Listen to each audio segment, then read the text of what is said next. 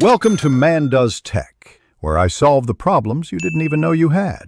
You start by matching the adapter to your computer and network.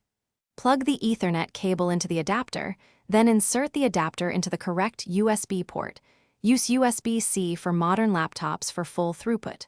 Once done, power on your host and make sure the link LEDs on the adapter light. You do this because the physical connection and proper port type determine speed and compatibility. So confirm speed markings and cable category before proceeding to drivers and configuration. Next, install the correct driver. Many modern systems plug and play, but some need vendor drivers for full gigabit support. Open Network Settings, choose the adapter, and select DHCP for automatic addressing, or enter a static IP if your network requires it.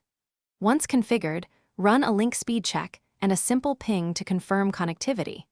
Make sure to disable USB power saving so the adapter stays active, because intermittent sleep causes dropped packets and slow performance.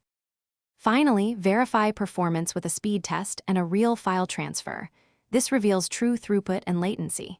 If speeds are below expectations, update the adapter driver or firmware and inspect the cable and switch port. Make sure flow control and duplex are negotiated correctly. If you still have issues, swap the USB port, try a different cable, or test the adapter on another computer. This isolates whether the adapter, host, or network gear is at fault.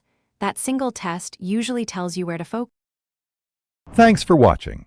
If you found this helpful, don't forget to like and subscribe.